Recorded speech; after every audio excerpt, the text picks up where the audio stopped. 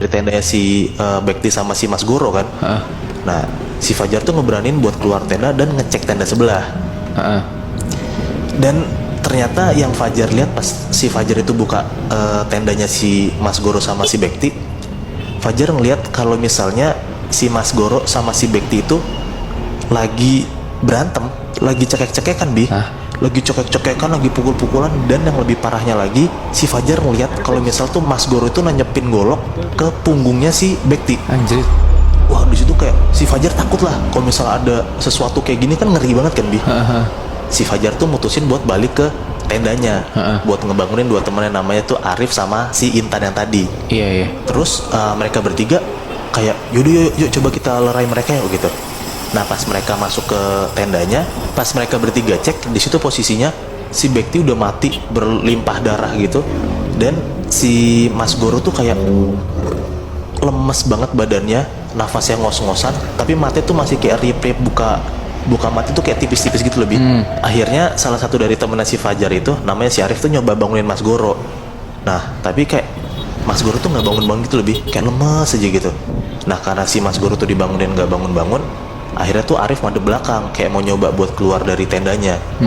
Pas banget si Arif madep belakang dan dia tuh mau keluar dari tendanya, tiba-tiba Mas Goro tuh ngambil golok yang nancep di badan Bekti, dia langsung nebas punggungnya si Arif. Anjing. Di situ tuh Arif langsung bersimpah darah gitu kan, kayak bilang ke Fajar sama Kinta, tolongin gua gitu. Dan si Fajar sama si Intan lihat kalau misal tuh si Mas Goro tuh lagi bacok-bacokin si Arif. Dan di depan mata mereka berdua si Arif meninggal Anjrit. Dan makin diperhatiin, si Fajar sama Intan tuh ngeliat gitu lebih, kalau misalnya tuh Mas Goro tuh gelagatnya tuh aneh banget gitu lebih. Udahlah kayak lehernya tuh kayak goyang-goyang sendiri, kayak lo nonton film The Medium gak sih? Kayak leher tuh gerak-gerak kayak binatang gitu. Matanya tuh semua berubah jadi putih. Dan si Mas Goro tuh kayak kayak gerum-gerum gak jelas gitu loh. Dan si Fajar sadar kalau misalnya gelagat Mas Goro kayak gitu, tandanya Mas Goro kesurupan kan. Nah karena si Fajar tuh ketakutan ngelihat Mas Goro kayak gitu, Fajar sama Intan buru-buru lari ke atas buat menghindar dari Mas Goro. Nah tiba-tiba pas Fajar itu lagi lari ke atas sama Intan, di tengah perjalanan si Fajar tuh denger sama Intan kalau misalnya tuh kayak ada lonceng gitu lebih. Kayak ada suara lonceng kayak teng teng teng gitu loh. Aneh banget kan di satu sisi mana mungkin gitu di tengah gunung ada suara lonceng tiba-tiba kayak gitu kan. Tapi di sisi yang lain ya Fajar sama Intan mikir kalau misalnya ada suara lonceng, ada orang yang bunyiin dong di sana. Dan mereka lagi butuh pertolongan orang gitu lebih. Nah jadi mereka mutusin buat jalan nyari sumber suara itu di mana. Nah pas mereka lagi lari ke sumber suara itu, tiba-tiba tuh Fajar denger kalau misalnya dari belakang Fajar sama Intan tuh kayak ada suara raum-raum yang tadi gue bilang, kayak gitu. Nah pas dia nengok, bener ternyata tuh ada Goro lagi ngejar si mereka berdua itu. Pas Mas Goro tuh lagi ngejar si Fajar sama Intan, tiba-tiba tuh nggak tahu kenapa Mas Goro tuh lari kenceng banget lari kenceng banget, dan akhirnya mereka berdua tuh kecegat sama Mas Goro. Nah di situ tuh si Mas Goro tuh mau nyoba ngebunuh Intan dengan cara ngebacok pakai golok kan Nah tapi si Fajar tuh langsung lihat kalau misalnya tuh Mas Goro mau ngebunuh Intan. Si Fajar tuh pakai sekuat tenaga nahan Mas Goro. Dia tuh nendang Mas Goro sampai akhirnya Mas Goro rada jatuh. Goloknya tuh geletak gitu. Kelepas. Nah di situ kayak kesempatan lah.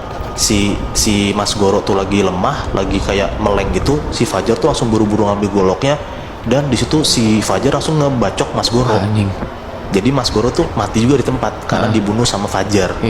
Di situ tuh mereka berdua tuh ngerasa frustasi gitu loh kenapa tiba-tiba kejadian kayak gini, ada kesurupan dan teman-temannya mati semua dibunuh kan. Nah Fajar tuh apa jangan-jangan ini tuh kejadian karena ada salah satu dari temennya tuh songong. Si Bekti tadi. Si Bekti. Makanya kayak dampaknya tuh ke mereka semua gitu loh. Nah pas mereka lagi diam, lagi frustasi gitu, tiba-tiba loncengnya tuh suaranya makin dekat. Dan mereka tuh makin ngerasa kalau misalnya tuh pertolongan mereka tuh udah ada di depan mata gitu loh Nah ya udahlah mereka lanjut jalan lagi, dan benar ketemu sumber suara lonceng itu dari mana. Ternyata si Fajar sama Intan tuh ngeliat kalau misalnya ada kayak kakek-kakek lagi mukulin lonceng, yang loncengnya tuh kayak ngegantung di atas pohon gitu loh. Nah disamperin lah buru-buru sama Fajar sama si Intan kan. Dibilang kayak halo assalamualaikum, maaf kek gitu. Tapi si kakek ini diem aja. Nah si Fajar tuh ngeberanin diri buat megang tangan si kakek ini gitu loh. Pas Pas si Fajar megang tangan si kakek ini, Fajar tuh ngerasa tangan kakek ini dingin banget Bi. Kayak tangan mayat gimana sih? Pas si Fajar tuh megang tangan si kakek ini, tiba-tiba si kakek itu langsung nengok ke arah Fajar dan ngomong kayak gini, teman kamu udah kurang ajar, kalian naik ke atas sana kalau mau selamat, ada makam di sana, kalian minta ampun di sana, kalian minta maaf di sana. Sambil si kakek tuh nunjuk kayak ada satu jalan buat naik ke puncak gitu lebih. Pertama itu Fajar bingung kenapa tiba-tiba si kakek ngomong kayak gini, tapi karena si Fajar sama Intan udah frustasi, ya mereka kayak langsung nurut apa kata kakek dan dia mau lari lagi ke atas buat ketemu si makam ini di mana gitu lebih buat nyari. Nah di situ Fajar sama Intan lari ke atas dan singkat cerita mereka ketemulah sama si makam ini gitu. Makamnya tuh kayak makam keramat misterius gitu lebih, kayak ada nisan banyak tapi tuh nggak ada tulisannya sama sekali. Dan bener-bener tuh kayak ada kuburan aja, kuburan massal tapi nggak tahu namanya siapa gitu loh. Nah di situ mereka berdua langsung buru-buru minta maaf dan mereka sadar juga kalau misalnya salah satu dari rombongannya itu namanya si Bekti kayak udah kurang ajar dan nyepelein penunggu di Gunung Asepan ini. Nah tiba-tiba pas mereka ini lagi minta maaf gitu, lagi ngomong kayak maafin segala macam, assalamualaikum gitu, tiba-tiba si Fajar dengar kalau misalnya tuh Intan teriak ngegerem-gerem gitu lebih, kayak merinding lagi mau anjing gitu loh. Nah di situ si Fajar tuh ngelihat kalau misalnya gelagat Intan tuh persis banget kayak gelagat si Mas Goro. Aduh. Yang kepalanya goyang-goyang, yang matanya berubah jadi putih dan ngegerem kayak binatang gitu.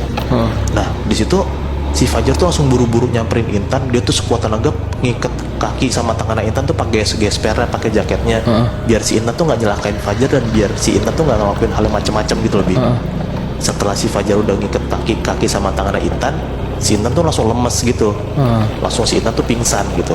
Nah karena si Fajar tuh juga kehabisan tenaga, si Fajar tuh lemes dan akhirnya Fajar juga pingsan di depan makam itu.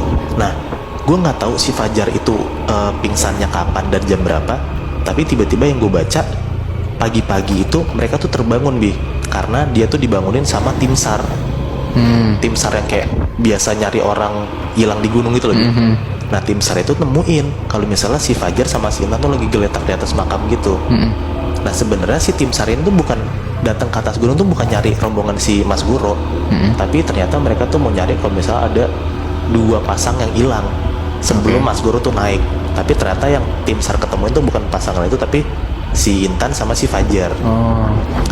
Nah dari situ udah ketemu si Fajar sama si Intan sama tim SAR ini, mereka berdua dibawa turun beserta 4 mayat teman-temannya Fajar yang mati karena dibunuh sama rekan-rekannya yang kesurupan itu. Gitu loh, kayak gue mikir ini gila banget gitu loh Bi. Parah mau anjing. Kayak sebenarnya tuh ini ada detailnya lagi Bi. Tapi kalau misalnya lo penasaran, lo bisa ngecek di Twitter yang gue dapet ini, nama akunnya tuh Sarang Demit. Di situ tuh ada satu thread yang judulnya pendakian Gunung Asepan.